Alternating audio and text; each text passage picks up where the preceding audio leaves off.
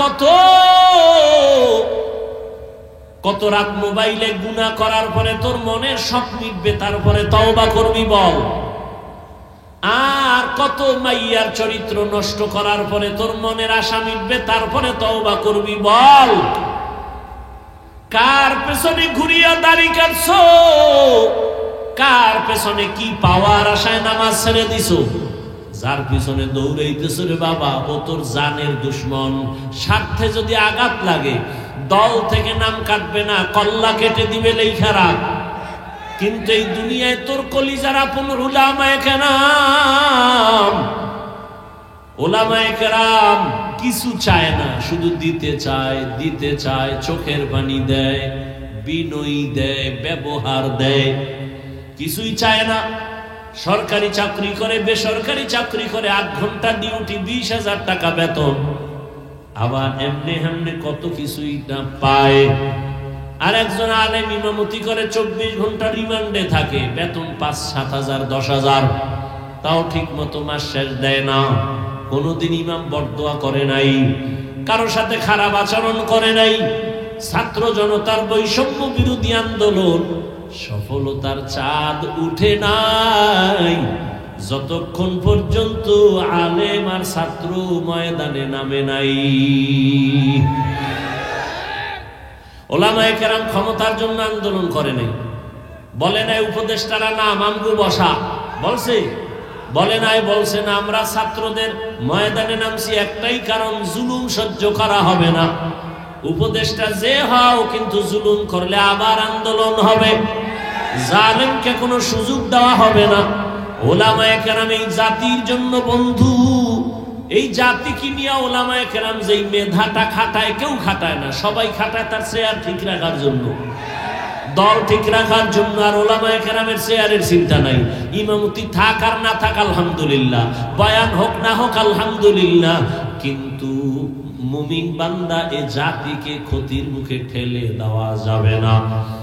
জীবন বাজির এই ময়দানে তাবলীগওয়ালারা পাও ধরে দূরে বুঝায়, পীর মাশায়েখরা বুঝায়, ওলামায়ে কেরাম বুঝায়, জুমার খতিবরা বুঝায়, নামাজ পড়ো, পর্দা করো, হালাল খাও, মা বাবার দোয়া নিয়ে চলো, বেয়াদবি করে বরদোয়া নিও না, শিক্ষকের দোয়া নিয়ে চলো, বেয়াদবি করিও না, ওলামায়ে কেরামের দোয়া নিয়ে চলো, বেয়াদবি করবা না। মা বাবার যদি বরদোয়া লেগেই যায় জীবনটা পঙ্গু হয়ে যাবে, শিক্ষকের বরদোয়া যদি লেগে যায় শিক্ষার জগৎ থেকে তুমি হারিয়ে ফেলবা, আলেমের বরদোয়া যদি লেগে যায় জীবনটা তোমার নষ্ট হয়ে যাবে, চরিত্র আর কোনোদিন ভালো হবে না। এখনো সময় আছে, লাইনে ফিরিয়ে আসো। তোমার মতো যুবক যদি স্কুলে পড়ে, নামাজ পড়ে, তুমি কেন পারবা না? ও পর্দার আড়ালের মা বোনেরা, আপনার মতো কত মা এখনো আছে, নামাজ ছাড়ে না, বেপরদায় চলে না, মোবাইলে চরিত্র নষ্ট করে না, স্বামীর মাল হেফাজত করে, সন্তানগুলো আদর্শওয়ালা বানানোর চেষ্টা করে। এরে আম্মা জান, আপনারা কেন পারবেন না? আপনার মতোই তো মা ছিলেন খাদিজা রাদিয়াল্লাহু আনহা, আপনারা তো তাদেরই মতো একজন নারী, আয়েশা রাদিয়াল্লাহু আনহার মতো নারী, ফাতেমা রাদিয়াল্লাহু আনহার মতো নারী, ইসমাঈল নবীর মা হাজরা আলাইহিস সালামের মতো নারী, আপনারা তো ঈসা নবীর মা মারিয়াম আলাইহিস সালামের মতো নারী, আপনারা তো বেঈমান একজন দুনিয়ার আল্লাহর দুশমন ফেরাউন, এর স্ত্রীর নাম জানেননি? আসিয়া। এত বড় বেঈমানের ঘরের ফেরাউনের স্ত্রী আসিয়া আল্লাহর এত পেয়ারা, নবী বলেন কিয়ামতের দিন জান্নাতে আমি মুহাম্মদের সাথে আসিয়ার বিয়া হয়ে যাবে। এরে পর্দার আড়ালের আম্মা জানেরা, আপনার স্বামী তো ফেরাউনের মতো খারাপ না, আপনি চাইলে তো স্বামীর নামাজের দাওয়াত দিতেন, নামাজ পড়িয়া দোয়া করতেন, আর বুঝাইতেন স্বামী জীবনে খাইয়া থাকি না খাইয়া থাকি একটা দাবি আমার, কোনদিন হারাম টাকা ঘরে আনবা না, হারাম মাল খাইয়া রক্ত না পাক করব না। মা যদি বুঝাইতেন, কোন স্বামী হারাম টাকার মাল ঘরে নিতে পারত না, সন্তানেরও হারাম খাওয়াবো না, রক্ত না পাক করব না। এখনো সময় আছে, তওবা করেন, একটা আদর্শ সন্তানের মা হইয়া কবরে যান। ডাক্তার বানাবেন, তবে বেয়াদব যেন না হয়, ইঞ্জিনিয়ার বানাবেন, তবে বেয়াদব যেন না হয়, সন্তান যেন কারো সাথে খারাপ আচরণ না করে, মা বাবার বরদোয়া না নেয়, শিক্ষকের সাথে বেয়াদবি করে বরদোয়া না নেয়, ওলামায়ে কেরামের দোয়া নিয়ে নবীর তরিকা মেনে চলতে পারে। এজন্য আপনি মায়ের মেহনত আর দোয়া ছাড়া সম্ভব হবে না। ও যুবক বাবারা, এখনো সময় আছে, তওবা করো। কয়দিন আর হায়াত বাকি আছে জানা নাই। কত তাজা তাজা যুবকের প্রাণ চলে গেল, ছাত্র জনতার আন্দোলনে কত প্রাণ চলে গেল, করোনায় কত প্রাণ চলে গেল।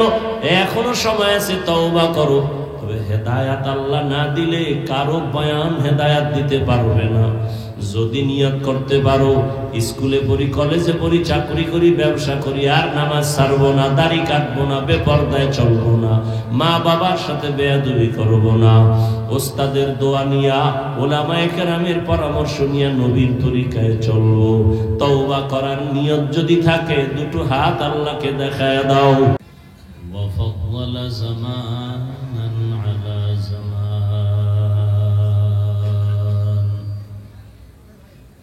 كما فضل مكانا على مكان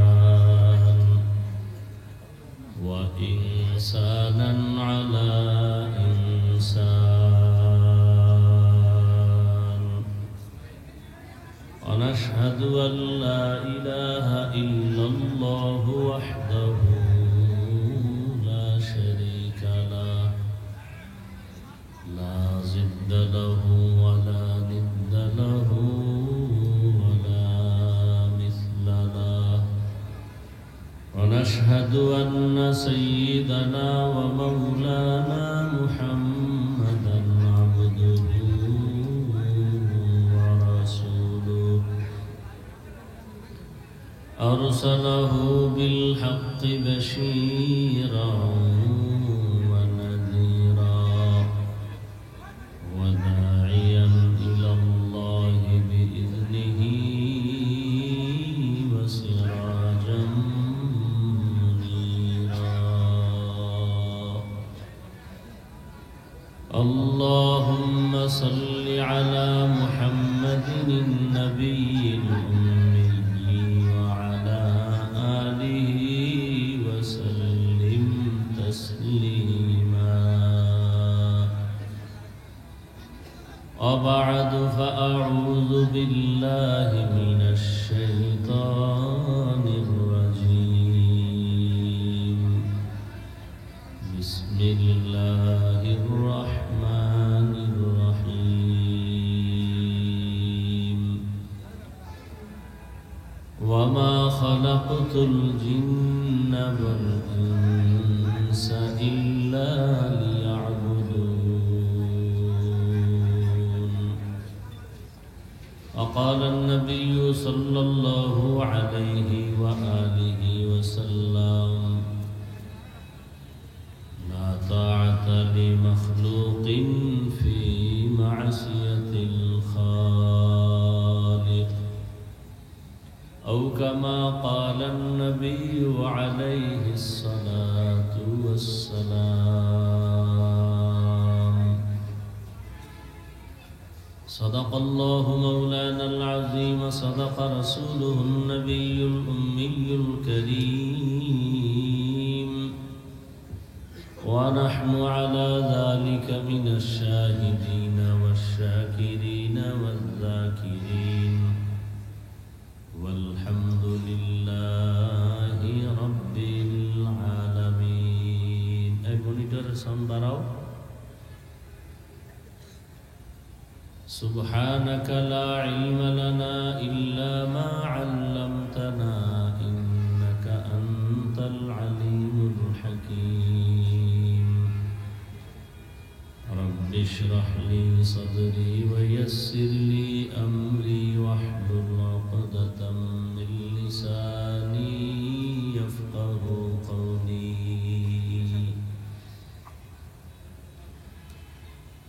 दीन की सूरज डूब रही है हम लोगों की सामने,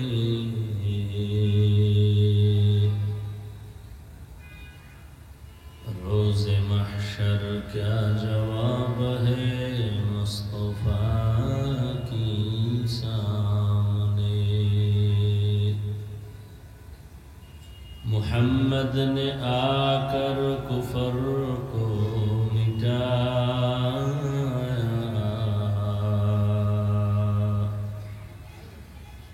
कुफर को मिटा कर सदाकत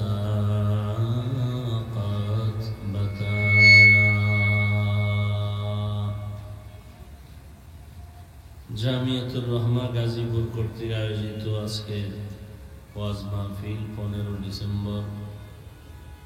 কি নয়েজ আসে কেন? সাউন্ড দিলে না, বাড়াইলে আওয়াজ দেয় কেন? পিছনে মাইক দিছ এদিকে।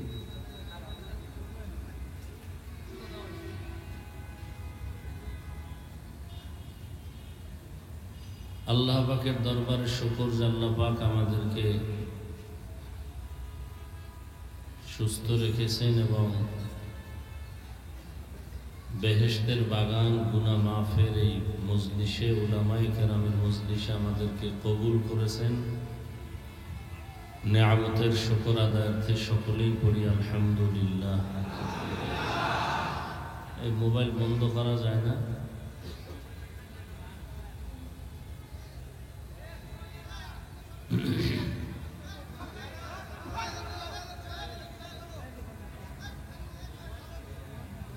হযরত উলামায়ে কেরাম অত্যন্ত গুরুত্বপূর্ণ আলোচনা রেখেছেন।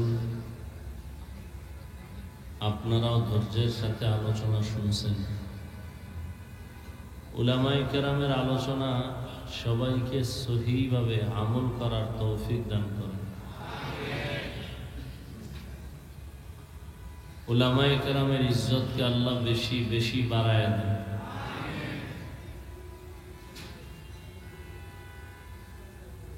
যারা বিভিন্নভাবে ষড়যন্ত্র করে উলামায়ে কেরামের ইজ্জতকে ছোট করার জন্য, আল্লাহ তাদের হেদায়েত দান করেন।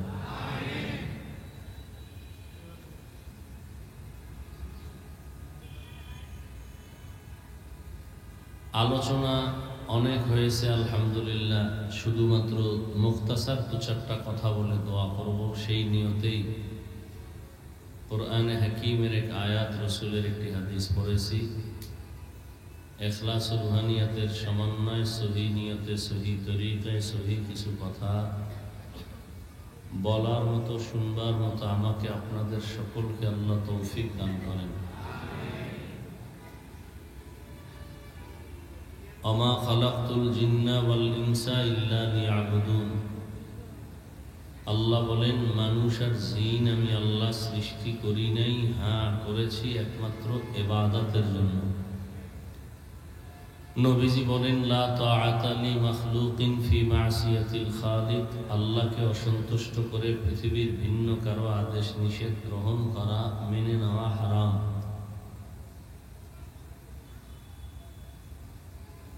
আল্লাহকে বেজার করে পীরের কথা মানা, নেতার কথা মানা, নেত্রীর কথা গ্রহণ করা, মা বাবার কথা, শিক্ষকের কথা সব হারাম।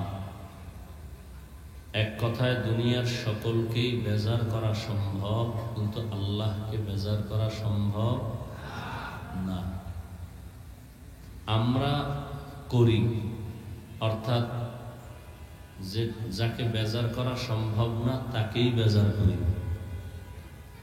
পর্দা না করলে আল্লাহ বেজার, আত্মীয় স্বজন খুশি। এখন আত্মীয় স্বজনকে খুশি করার নিয়তে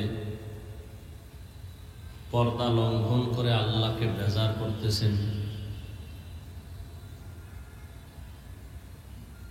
দাড়ি রাখলে আল্লাহ খুশি, আত্মীয় স্বজন বেজার। আপনি চিন্তা হলো আত্মীয় স্বজন খুশি থাকুক, আল্লাহ বেজার হয় হোক। এবার আল্লাহকে বেজার করে আত্মীয় স্বজনের খুশির জন্য দাড়ি কেটে ফেলেছেন।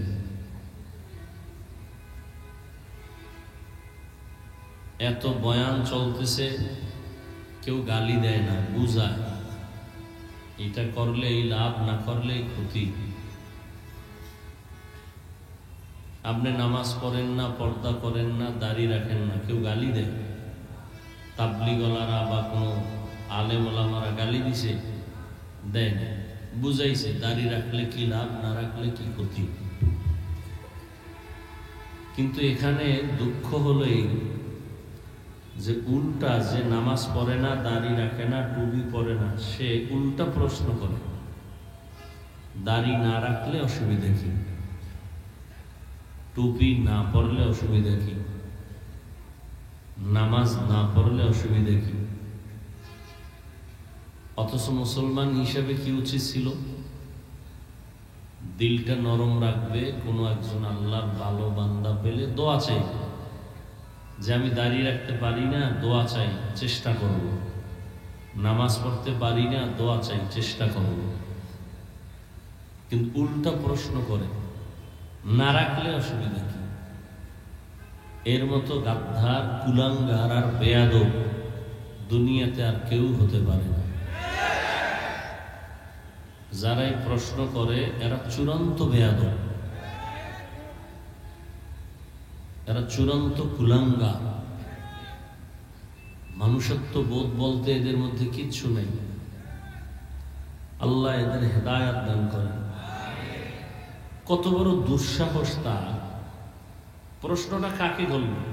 দাড়ি রাখার আদেশ কি আমার? পর্দা করার আদেশ কি আমার? কোন পীরের, তাবলিগওয়ালাদের? না রাখলে অসুবিধা কি? প্রশ্নটা আল্লাহ কইছে দাঁড়িয়ে রাখবে, নবীর মাধ্যমে। নবীকে এটা কর বলার পরে প্রশ্ন করা, এটা না করলে অসুবিধা কি? এটা বেয়াদবি না? আল্লাহর সাথে বেয়াদবি, এটা কত মারাত্মক! রসুলের সাথে বেয়াদবি কত মারাত্মক! এই প্রশ্ন অন্তরে কে ঢুকাইল? এত বড় দুঃসাহসটা কিভাবে হলো? জানি না কপালে হেদায়াত আছে কিনা। দোয়া করি আল্লাহ হেদায়াত দান করেন। তো আয়াতের মধ্যে আল্লাহ বলেন, আমি মানুষ আর জিন বানানোর একটাই কারণ ইবাদত। দুনিয়াতে মানুষ আর জিন এর কাজ একটাই, দুই কাজ নাই। কয় কাজ? এই এটা কি খাওয়ার প্যান্ডেল? হ্যাঁ, 2-1 ঘন্টা কিছু না খাইলে মরবেন, বা খাইলে পেট ভরবে? বাদাম, চানাচুর, কথা বলেন, কথা বলেন না কেন? পেট ভরবে। তাই এই বেয়াদবি কেন?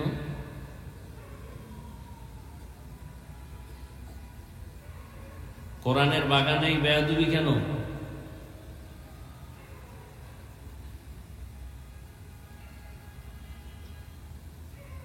ওয়াজ এই জন্য বাড়ছে, হেদায়েতের কোঠা শূন্য। বহুত মানুষ ওয়াজ শুনে, ফজরে নাই, জোহরে নাই, আসরে নাই, মাগরিবে নাই, এশায় নাই। তো কি লাভ হবে এই ওয়াজ শুনে? আর ওয়াজ তো নতুন কিছু করার নাই। জিবরাইলও আসবে না, নতুন কোরআনও দিবে না। যে বয়ান করা হবে তো আপনাদের মুখস্থ বয়ান। আপনারা বয়ান সব জানেন, শুধু স্মরণ করায় দাও। গালি দেওয়া হারাম, মিথ্যা বলা হারাম, গীবত করা হারাম, চুরি করা হারাম, ডাকাতি হারাম, দুর্নীতি হারাম, জুলুম করা হারাম, সুদ খাওয়া হারাম, ঘুষ খাওয়া হারাম, নাচ দেখা হারাম, গান শোনা হারাম। জানেন না? এগুলি তো বলা হবে ঘুরাই ফিরে। আল্লাহ সবাইকে হেদায়াত দান করেন। মানুষের কতটা বেপরোয়া! মানে কিয়ামত হতে হবে তো, এই জন্য এগুলো শুরু হয়ে গেছে। মসজিদের ইমাম সব মসজিদে বয়ান করবে, রাজনীতির কোনো কথা বলতে পারবে না। আর ধান্দাবাজার, চান্দাবাজেরা মসজিদের ধর্মে ব্যবহার কইরা এরা ধান্দাবাজি করে, ভোট চায়। এটাতে কোনো সমস্যা নেই, হুজুর করলেই দোষ।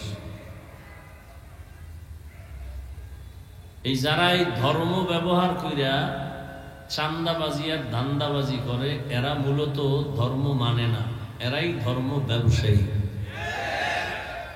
এটা ধর্মের প্যান্ডেল না? কথা বলেন না? তো এখানে কোরআন হাদিসের ওয়াজ হবে, এখানে ভোট চাইবে কেন? তাহলে ধান্দাবাজি আর পচা রাজনীতি যদি এই স্টেজে চলে, তা আমরা কোরআনের রাজনীতির বয়ান করব কি না? তা হবে না। মানুষের ব্রেন এত নষ্ট, মানুষ মনে করে ধর্ম আর রাজনীতি আলাদা। চিনি আর পানি মিলাইলে আর আলাদা থাকে? ধর্ম আর রাজনীতি চিনি পানির মতো একসাথে মিলানো, কোনোটা কোনোটা আলাদা।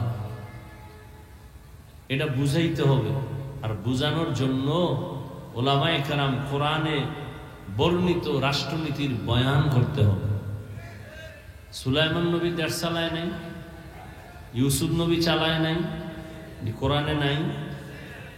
তো কেন বলেন কোরআনে ইসলামের রাজনীতি নেই? কি বুঝাতে চান? এই ধান্দাবাজি বন্ধ করতে হবে। আল্লাহ সবাইকে হেদায়েত দান করুন। আমরা মানুষকে রাজনীতির ওয়াজ করি, নামাজ পড়েন, পর্দা করেন, মা বাবার খেদমত করেন, এই বয়ান করতে করতে টাইম শেষ। কিন্তু যারা এই ওয়াজের কেন্দ্র কইরা, এখানে আওয়ামী লীগ, বিএনপি, যত লাইনের মানুষ সব এখানে আসছে বয়ান শুনতে, কোন দুনিয়ার লাইনের দলের ব্যানারে আসে নাই। এদেরকে পাইয়া কেউ যদি ভোট চায়, তাহলে এটা ধর্মকে ব্যবহার করা হইল না? ধর্ম ব্যবহার করে মানে না, এদেরে বলে ধর্ম ব্যবসায়ী। এই ধর্ম ব্যবসায়ী থেকে খুব সতর্ক হতে হবে। আল্লাহ হেদায়েত দান করুন। আমি যদি বলা শুরু করি, কেবল দূর হুজুরের রাজনীতি শুরু করলো, বয়ান হইল না, ব্যাস জেহেন ওদিকে নষ্ট হয়ে গেছে।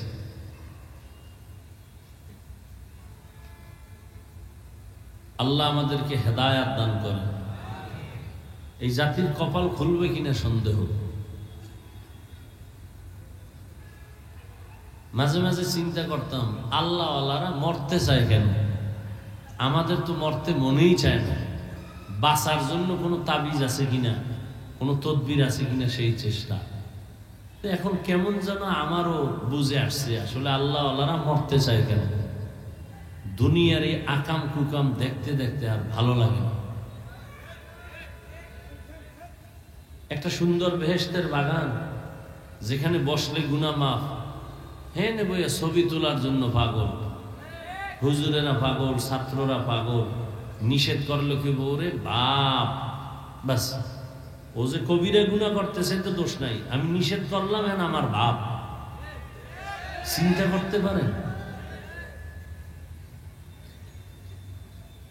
হাসতে হাসতে কবিরা গুনাহ করতেছে, হাসতে হাসতে, গুনাই মনে করে না। এই বেটা তুই আবার এখানে আসছো কেন?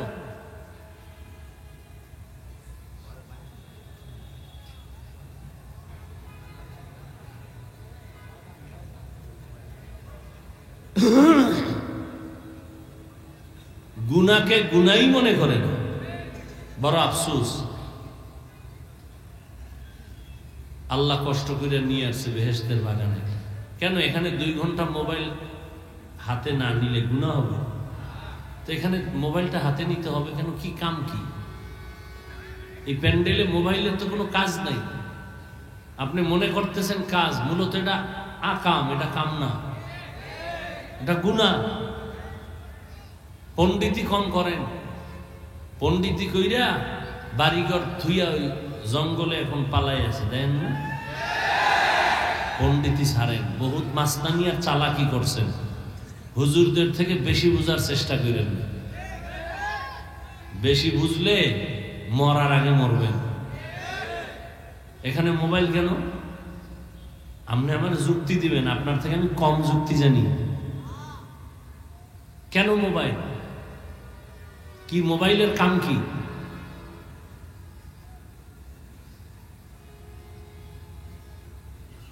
সরকারের কোনো প্রয়োজন ছাড়া, মদিনার অর্ডার ছাড়া ছবি তোলা সব সময় কবিরা গুনাহ, হারাম। দুনিয়ার কোনো মুফতির বাবার ক্ষমতা নেই এটাকে জায়েজ বলা। আপনি আমাকে প্রশ্ন করবেন, খুব বুদ্ধি লয়ে বইছেন তো, যে সামনে মিডিয়া ওয়ালা তো কিছু কর না, খুব এলেম লয়ে বইছেন। ওরা রেকর্ড করবে পিওর ভাবে, সকালবেলা ওদের থেকে আপনি নিয়ে শুনবেন। এটা আপনার উপকারের জন্য বইছে, আকাম করতে হয় না। আর যদি ওরা আলেমুল আমাদের ইজ্জত নষ্ট করার কিছু করে, এত প্রত্যেক বয়ানই বরদোয়া করি যে ওলামায়ে কেরামের বিরোধিতা যারা করে আল্লাহ ওদেরকে হেদায়েত দাও, না হয় ধ্বংস করে দাও। এত প্রত্যেক বয়ানে বলি।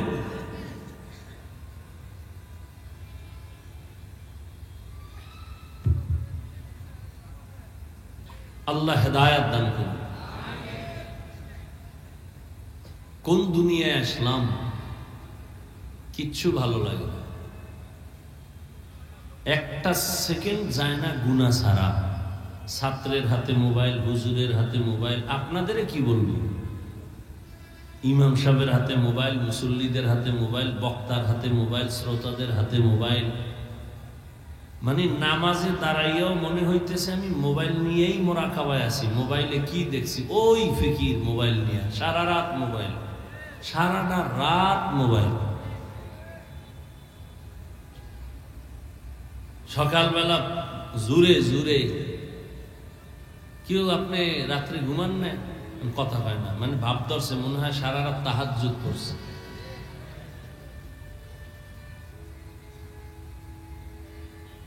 এই জন্য রসুল ১৫০০ বছর আগে বইলে গেছেন, আলেমদের মধ্যে দুই দল, এক দল খারাপ, চূড়ান্ত খারাপ। ওরা ওই যে কয় না, বিরিয়ানি খারাপ হইলে ভাত পচলে খাওয়া যায়, বিরিয়ানি পচলে কোনো সুযোগ নেই। আলেম হইল বিরিয়ানির থেকেও দামি, এটি যদি নষ্টামি করে এটি কোনো কামে লাগে না।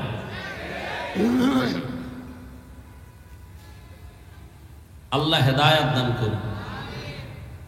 ওই শুক্রবার, প্রত্যেক মাসের দ্বিতীয় শুক্রবার ঢাকাতে যে মাদ্রাসায় আছি ওখানে ইসলাহি ইজতেমা হয়। তো মাগরিবের পরে সবাই যায়, সাধারণ মানুষ বয়ান করি। এশার নামাজের পরে শুধু ওলামায়ে কেরামদের নিয়ে বসি। এই গত শুক্রবার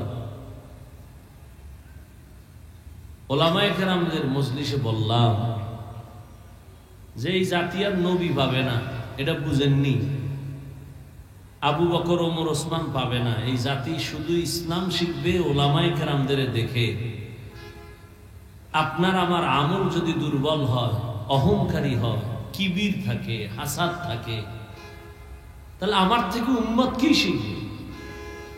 আমি বাবা সন্তানের জন্য আদর্শ, আমি স্বামী স্ত্রীর জন্য আদর্শ, আমি শিক্ষক ছাত্রের জন্য আদর্শ, আমি ইমাম মুসল্লিদের জন্য আদর্শ, আমি আলেম উম্মতের আদর্শ। আমি হাঁটতেছি, উম্মত আমাকে খেয়াল করতেছে। আমি শিক্ষক হয়ে হাঁটতেছি, ছাত্র খেয়াল করতেছে হুজুরে কেমনে হাঁটে, কেমনে পানি পান করে। আমি বাবা হয়ে হাঁটতেছি, সন্তান আমাকে ফলো করতেছে, বাবা কেমনে পানি পান করে, কেমনে জুতা পরে। আছে আমাদের কোনো চিন্তা? কি বলবো? সর্বাঙ্গে ঘা ঔষধ দিব কোথা? বয়ান করে যাচ্ছি, এই এতটুকুই। বাস্তবায়নের চিন্তা আমার মধ্যেও নেই, আপনার মধ্যেও নেই। আপনি বয়ান শোনার পরে ফলাফল কি বের করলেন? যে আজকে কয় মিনিট বয়ান হইল আর কণ্ঠ বাজাইল কয় মিনিট, এই হলো আপনার ফল। যদি কম হয় তা আপনি রেজাল্ট দিয়ে দিলেন আজকে সুন্দর হয় নাই। আর আপনি যে সারাটা দিনের এক বেলার নামাজ পড়লেন না, আপনার নিয়ে একবারও ভাবলেন না যে আমি যে রাতে ঘুমায় যাব, আল্লাহ যদি না উঠায় সকালে আর আমার বাবাই উঠাইতে পারবে না। একবারও ভাবলেন না নিজেরই নিয়ে। ওয়ামা খালাকতুল জিন্না ওয়াল ইনসা ইল্লা লিয়াবুদুন। প্রত্যেকটা জিনিসের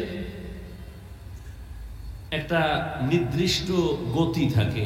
বয়ান করা, বয়ান শোনা একটা গতি থাকে, গতি হারায় গেলে আর চাইলেও হয় না। আর আমি এমনিই তো বলি, আর আমার কথা না, পটিয়া মাদ্রাসার বাণী প্রতিষ্ঠাতা ওলিয়ে কামেল কুতুবুল আলম, জবরদস্ত একজন আলেম এবং বুজুর্গ মুফতি আজিজুল হক রহমতুল্লাহ আলাইহি, তিনি বলছেন যে বক্তার এলেম আমল দিয়া ওয়াজ হয় না, বক্তার বয়ান বের হয় শ্রোতাদের অন্তরের আকর্ষণ আর মোহব্বতের উপরে নির্ভর করে। তখন আপনাদেরও মন জোর করে আছেন, এই টাইম তো বিদায় নেওয়ার টাইম, আমিও আছি জোর করে। সাগর পানি দিয়ে আইছি, 1.5 ঘন্টা ঘুমাইছি। একটা মানুষের জীবনের সব থেকে সুস্থতার মূল ঔষধ ঘুম,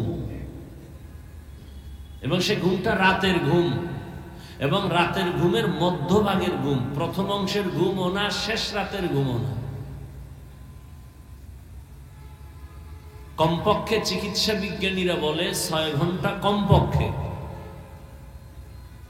তো 1.5 ঘন্টা ঘুমাইলে উস্কই, এরপরে আবার চিল্লানো, আর এক জায়গায় চিল্লে আবার এখানে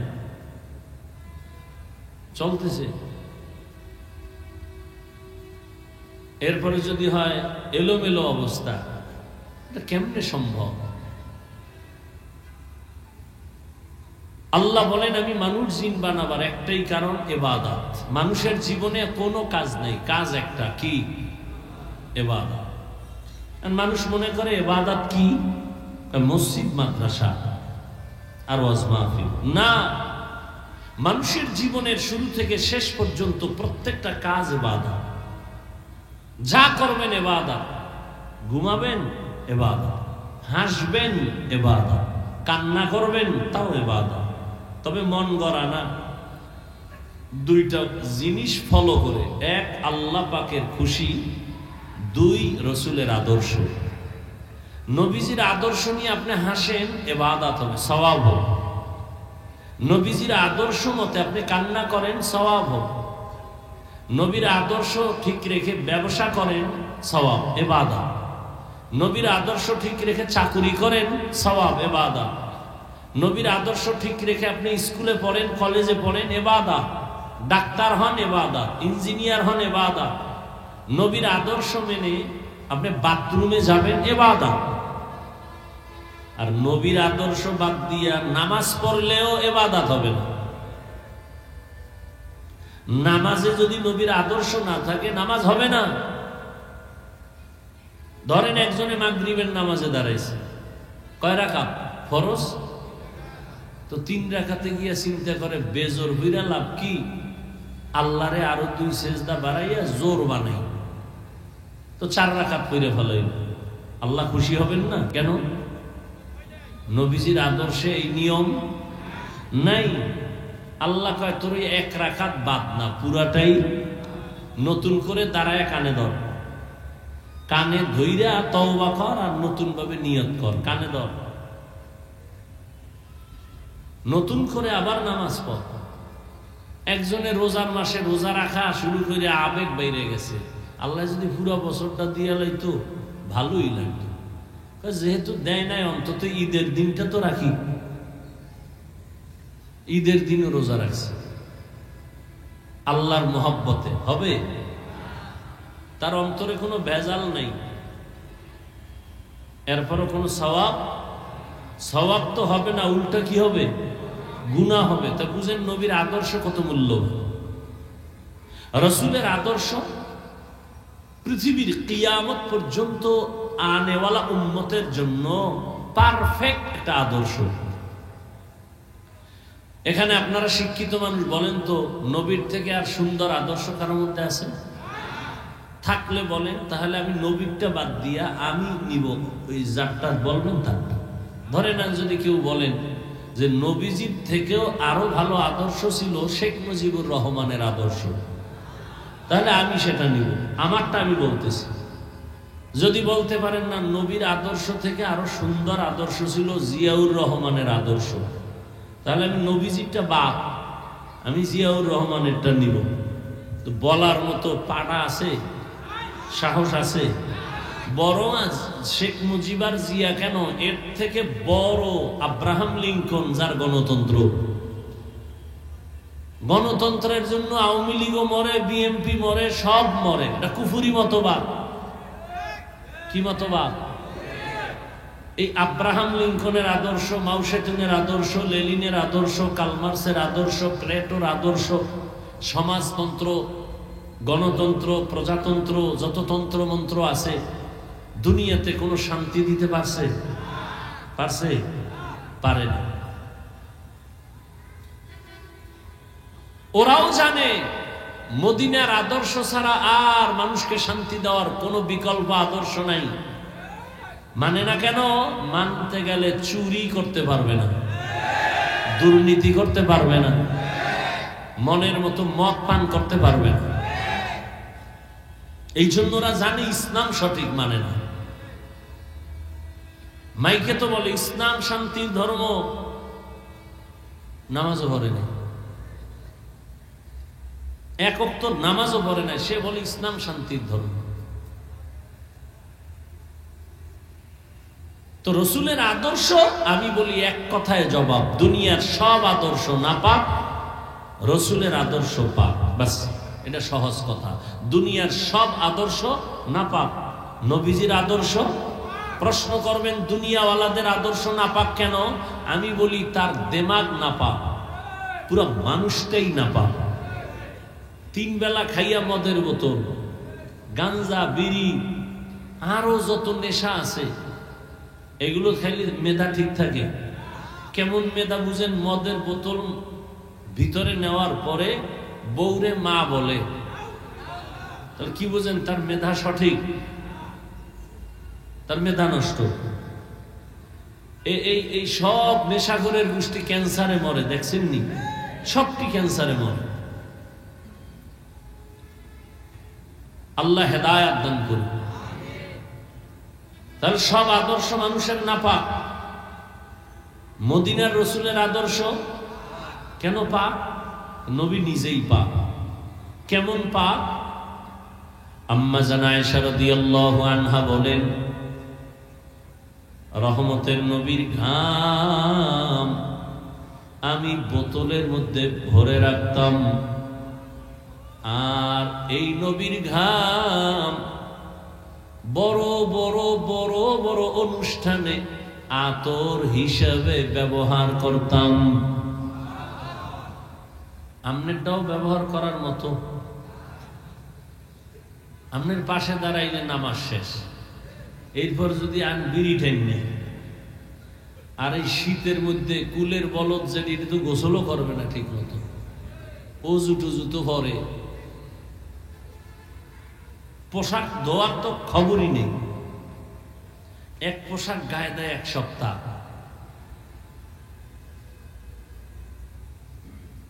অথচ রসুলের ঘাম এতটাই পরিচ্ছন্ন পবিত্র, আম্মা জান আয়েশা বলেন যে মিশকের থেকে ঘ্রাণ বেশি,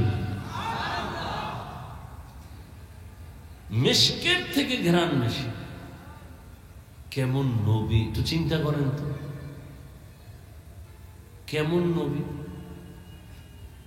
আম্মা জান আয়েশা বলেন এই নবীর ঘাম আমি বোতলে ভরে রাখতাম। শুধু কি তাই, রহমতের নবী যে জায়গায় কদম রাখতেন ওই জায়গা থেকে দীর্ঘ বছর পর্যন্ত শুধু ঘেরান আর ঘেরান।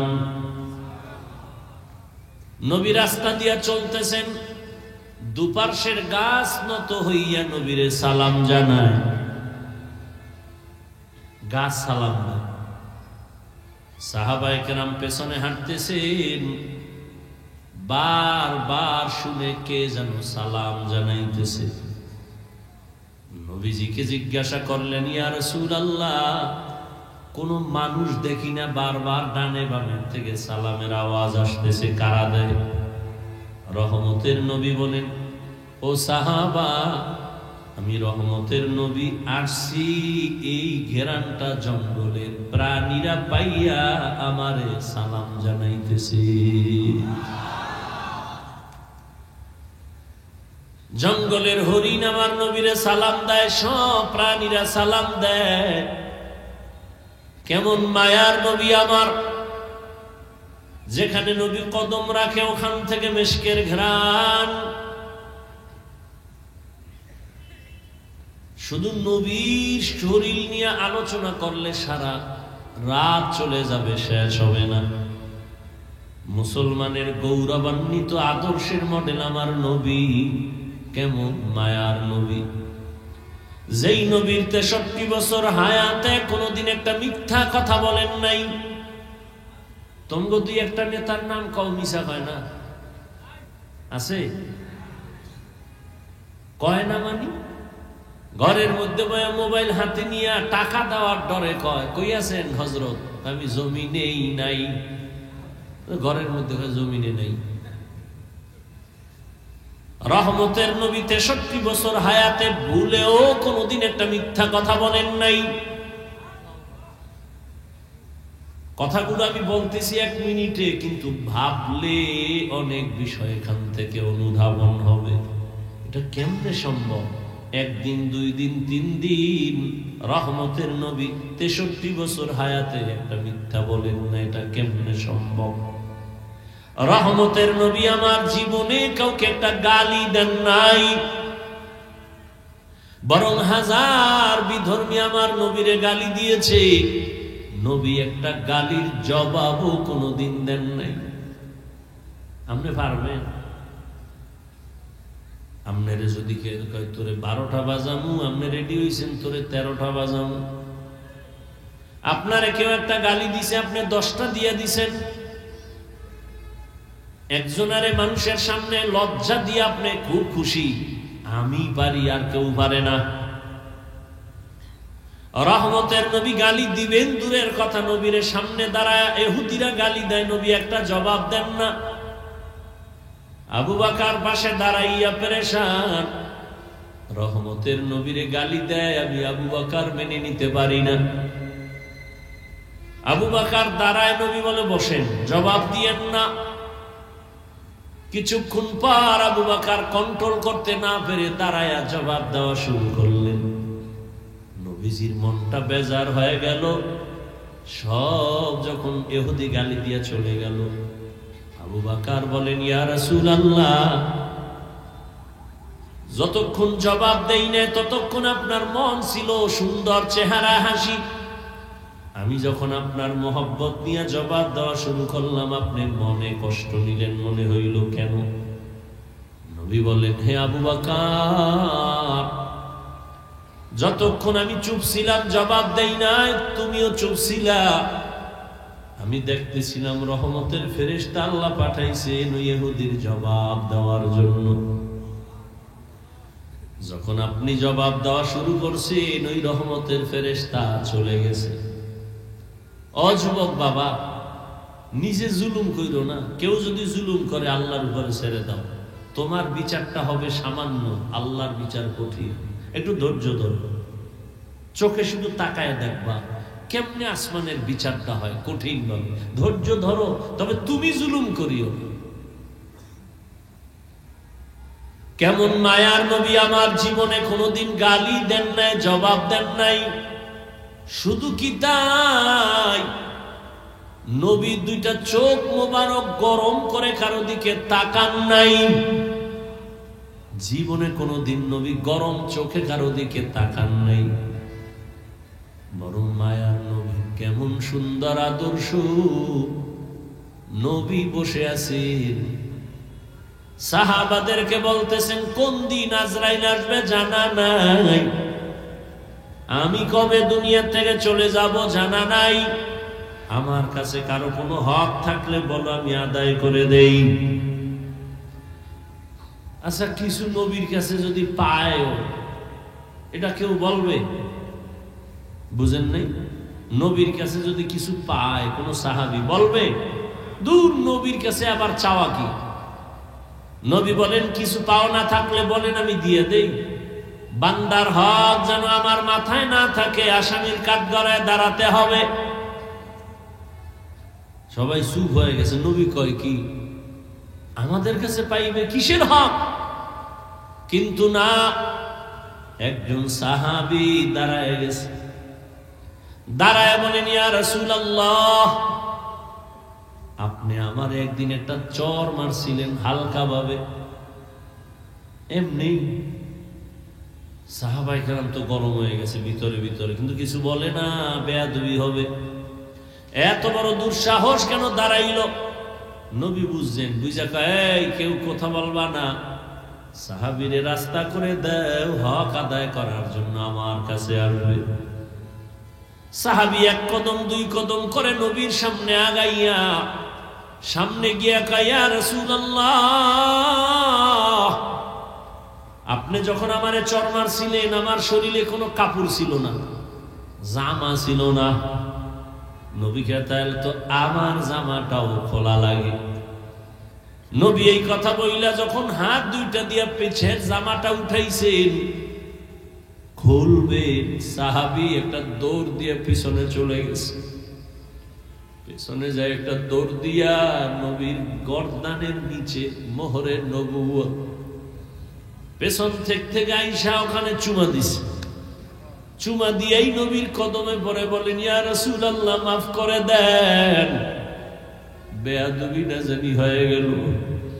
নবী বলেন, সাহাবী, এই কামটা করার জন্য তো বাহানা করছো তুমি, আমার মোহরে নবুয়তে চুমা দিছো, না জানি জান্নাত ওয়াজিব করে ফেলেছো। মায়ার নবীর আদর্শ কত সুন্দর, রহমতের নবীর আদর্শ। ইহুদি হাতের মধ্যে তরবারি নিছে, কেউ নাই, নবী সামনে দাঁড়ানো। ইহুদি কয়, এই আব্দুল্লাহর ছেলে, এখন তো কেউ নাই, তুমি আর আমি, তরবারি আমার হাতে দেখছো নি? কয় দেখছি।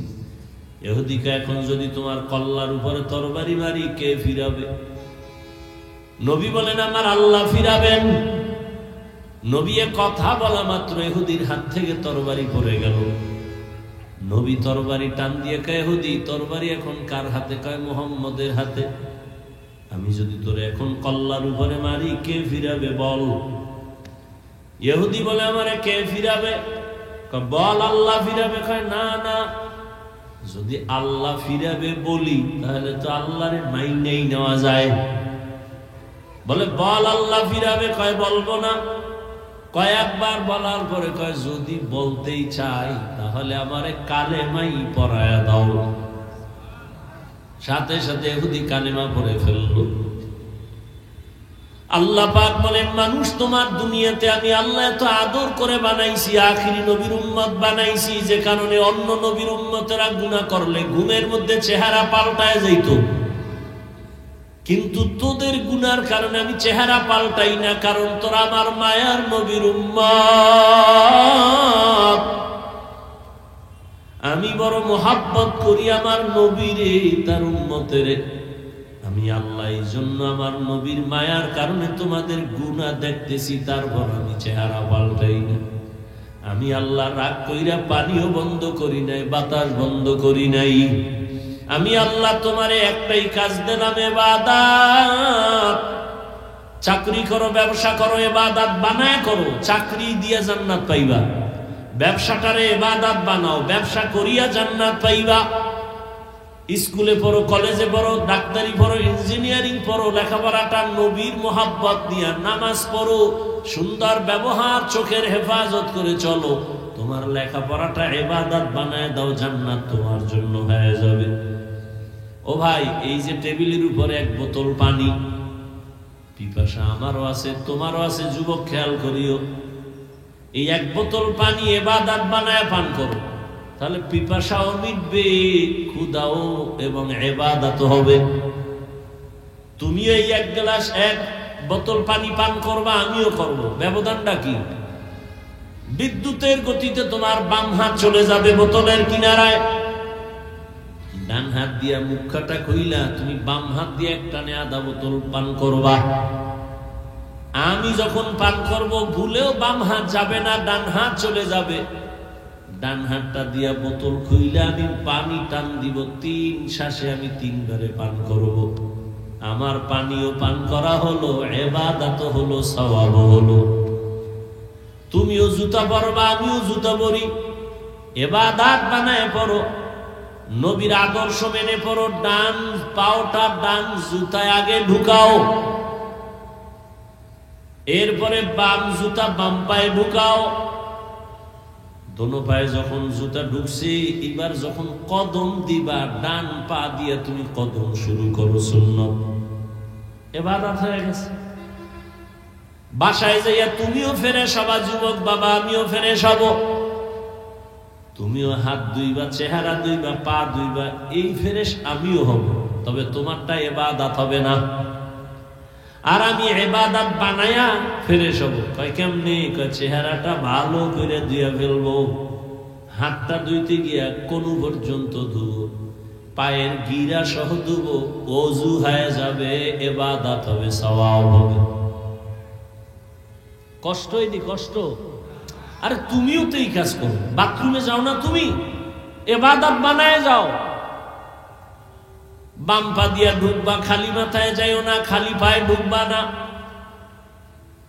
জুতা পরে যাও, মাথায় কোনো কাপড় দিয়ে যাও বা টুপি পরে যাও। বাম পা দিয়া ঢুকো, ঢুকার আগে তুমি বিসমিল্লাহ বলো বা দোয়া পারলে বলো। বাথরুমে গিয়া যখন বসবা, বাম পায়ের উপরে ভর করে বসো, মানে ভরটা থাকবে কোন পায়ে?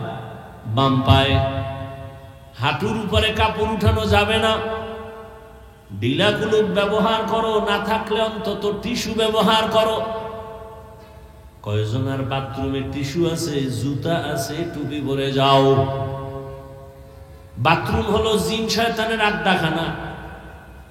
এই জন্য বাথরুমে দুর্ঘটনা বেশি হয়, মানুষ পইরা যায়, মাথা ফাটে, পাও ভাঙ্গা যায়। আল্লাহর কসম, নবীর আদর্শ মেনে যদি বাথরুমে যাও, ইনশাআল্লাহ দুর্ঘটনা থেকে সুন্নতের আমলে হেফাজত হয়ে যাইবা। তুমিও বাথরুমে যাও, আমিও বাথরুমে যাই, ইবাদত বানায় যাও।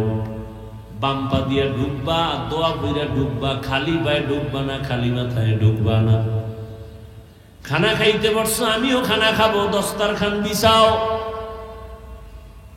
খানা খাওয়ার আগে দোনো হাতের কবজা পর্যন্ত ধুইয়া নাও, সুন্নত।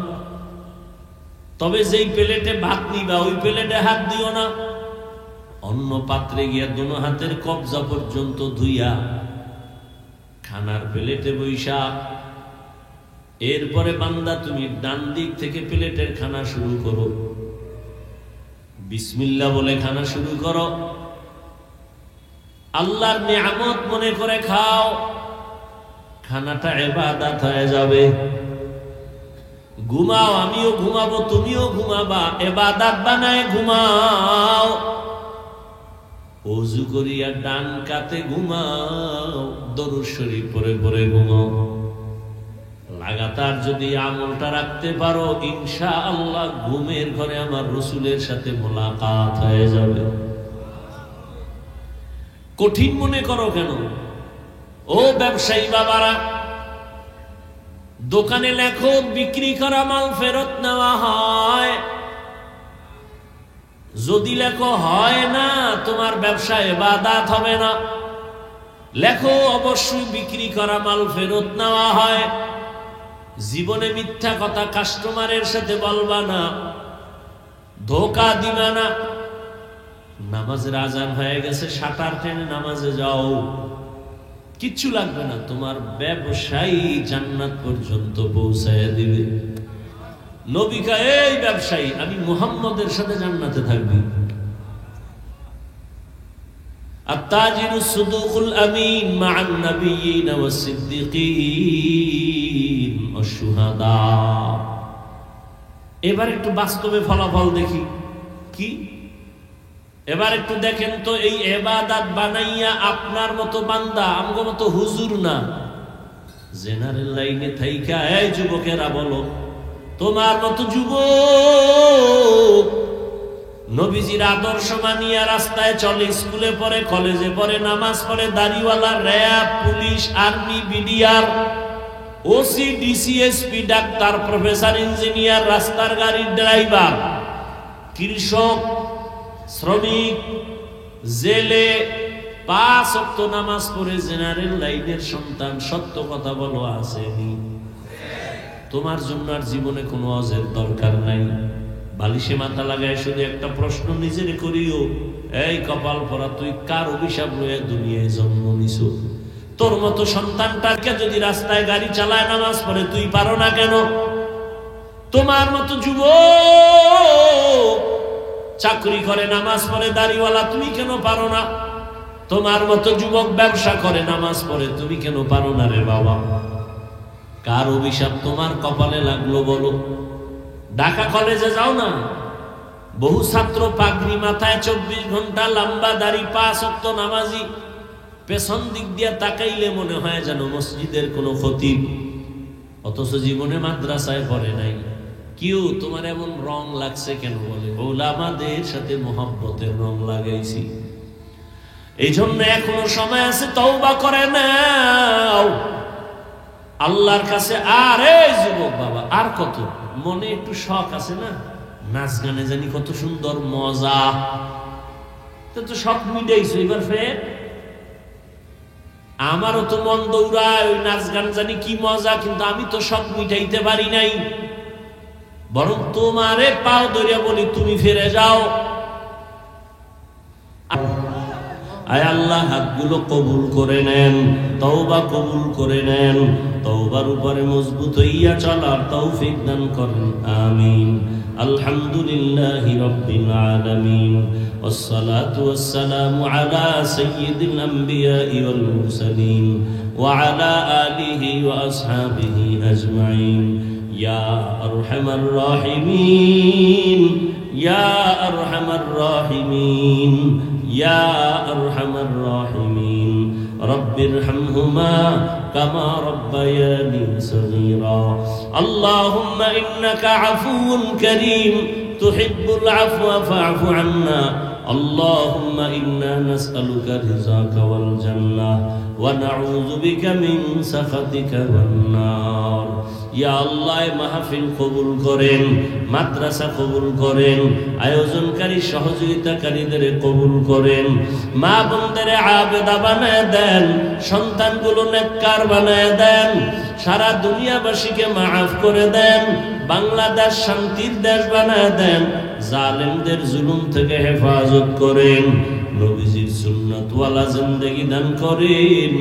আয় আল্লাহ, উলামায়ে কেরামের বিজয় দান করেন। আয় আল্লাহ, জাহিরি বাতিনি দুশমনের মোকাবেলায় বিজয় দান করেন। আয় আল্লাহ, দিনের খেদমতগুলো কুদরতের দ্বারা কবুল করে নেন। আওয়াজে কথায় নবীজির মুহাব্বতে দ্বীনের নিসবতে স্পষ্টতা রুহানিয়াত বাড়ায় দেন, মা বোনদের আবেদা বানায় দেন।